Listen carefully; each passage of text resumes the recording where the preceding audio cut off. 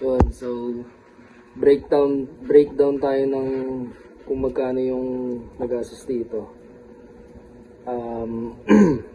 sa build na to. So sinimplehan ko lang kasi gusto ko lang naman is yung decent na pang trail lalo sa UP. Exclude ko na lang yung price nitong sticker, yung mga driver, yung mga accessories. Bali ang ano is tong unit MN82 gulong, yung 4-link conversion na ginawa ko. Ayan. Ayan. Tsaka yung brushless system. So itong MN82 nabili ko to mismo sa Lazada kasi may nag-post sa FB. Pinost niya na may voucher. Click ko yung voucher na link, nakuha ko. Claim ko yung discount voucher. Tapos nakuha ko tong MN82 ng 1.1 lang. So 1.1. Ang downside is lagpas isang buwan bago dumating, napakatagal. So nauna na yung mga in-order kong parts. 2 weeks na, wala pa rin to. So ganun katagal bago ko siya nakuha. Then yung brushless system niya, unahin ko na yun. Nasa 1.5. Ang kuha ko, alam ko eh. Teka, pakita natin. So ayan. Kailangan nyo to receiver. MN82 na receiver. 236 ko siya nakuha. Ito yung seller. GMRC. Search nyo na lang. Then yung sa brushless system. Ayan. Yan yung brushless system. Seller ito. So, bali ang binili ko is yung combo. Nasa na ba yun? Teka. Pause ko lang. Hanapin ko muna. So, ito yung binili ko. Ayan. Ayan, ito mismo yung binili ko. Hindi ko lang alam bakit 1.5 lumalabas. Pero nabili ko lang ito 1.280 eh. Sa cellphone ako kasi naka-premium yung Shopee ko eh. Kaya 1.280 ko lang nakuha to. Mali to. So SM3 yung pinili ko, kaya malilito. Ito yung sa stock, nakabitan ng battery. Kasi may isa dyan, T-plug. Ayan, yung itsura. So iba yan. Technically mas maganda to. Kasi may mga battery na ganito yung kabitan, 2S tsaka pang 3S. Tsaka mas matibay ito. Pero mas pinili ko na lang tong isa. Nasaan ba yan? Ano, wala. Ito, ayan. Ito kasi yung stock. So, ito yung stock na battery. Yan, yung kasama niya. Yan yun sa SM3 plug. Is yung mga tipid sa battery, ito, pang vape, binili ko rin sa Shopee. 300 dalawa, 18650 na battery, yung pang vape.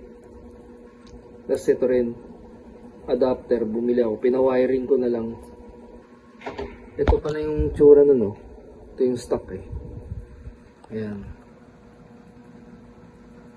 Ito yung stock. Ito yan, SM3 plug. Ayan, so magkano na yun?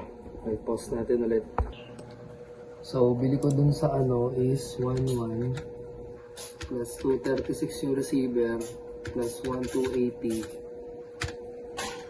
2.6. So, mahal ng brushless system. Then nga pala itong gulong pang MN99S to eh. 75 ata sukat na ito. Ayan. So, ito siya. Dito ko siya nabili. Ayan. D99 or MN99S. Ayan. Okay. Sugar pH. So, plus, magkano ito? Plus 342. So, yan. Sabi mo ng 3K. Ayan. So, tingin ko naman papalag to sa mga bato ng UP. Pero lang doon sa malalaking tipak ng bato. Yung mga pang 110. Ito kasi yan, sa bakod lang namin to, yung medyo maliliit lang yung tipak ng bato. Yan, ganyan tumakbo ang brushless. Ito stock na to eh. Ayan.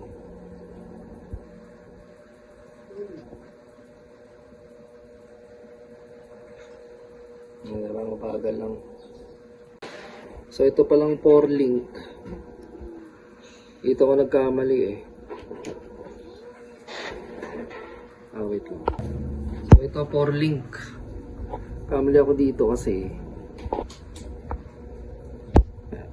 dito kasi trinay ko yung kay The Genius. So napagastos tuloy ako. Pabili tuloy ako nito. Dagdag 140 tong dalawa eh. Ito 235 yung stock na link nung harap, nilipat ko sa likod. Tapos yung stock din na mountain ng servo, bumili rin ako, nilagay ko sa likod, pero ito bakal. Yan, hindi na makita eh. Ayan dyan sa loob yan. Wait. Ayan. So, ito medyo napagastos kasi 235, 140. Tapos since bakal to, yung servo mount, nasa 400 something, ata 300. Ayan. Saktuhan lang yung flex niya. Ayan yung flex niya. Hindi ganun kaganda nga lang, pero pwede na. At least nakakapag, ano na siya. Pero kung tatanungin, mas maganda yung articulation nitong itong isang ginawa ko eh. Ayan. Ito yung ginawa kong link conversion sa MN82S ko. Ito all stock lang to. Gulong lang din, tsaka ito pinalitan ko. Ayan. So kung gagawin nyo upgrade, yung ginawa ko dito, which is nasa 29 na, 2961, plus itong link conversion na ito. Ayan siya. Hypo RC yung seller. Ito hindi ko lang ba 322 eh, pero alam ko nasa 250 ko lang nakuha to, or 220 dun sa up. So try natin plus ito. Ayan, so bali 32. Pero kung tatanungin, honest opinion, mas maganda yung flex na itong link na to. Ayan. Mas maganda siya mag-flex. Sobrang relax lang yung gulong. Ayan. Mas maganda mag-flex to. Oh. Mas okay to. Kaysa yung sa ginawa ko dito, napamahal pa. Ayan, tignan nyo naman, stock lang yung, ito yung shop. Stock lang yan. Ito pa. Ito naman mura lang. Ayan. So baka upgrade din natin to ng brushless. Tsaka yung MN300. Pero hindi pa ngayon. Tetesting ko muna sa UP to. Pero alam ko kaya na nito yung mga bato dun. Okay, baka nyo lang susunod na video. One thing to point out pala, sa mga maggagawa ng upgrade ng MN82, gawin nyo lang pang trailing. Huwag nyo ipilit yung competition, para sa akin lang ha. Simplihan nyo lang. Huwag masyadong offset.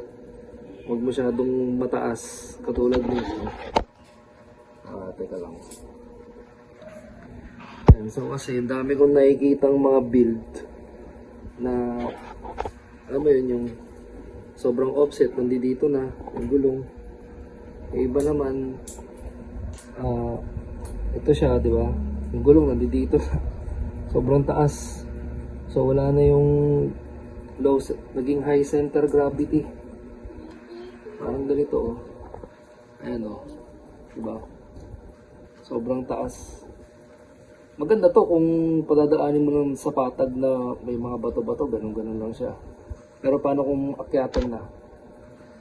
Yung mga akyatan na yan, pag ganun, hirap yan, sigurado yan. Pag pinaakyat mo yan sa incline, akyat, mahihirapan yan. Ang taas ng high center gravity, tutumba. So, mas maganda sana kung yung gulong na dito lang. Yung tinatawag nilang droop style. Alam ko bakit pa droop pa eh. LCG lang naman ang tawag to. Low center gravity. Ayan, so yun lang. Konting tip lang. Kita-kita na lang sa UP.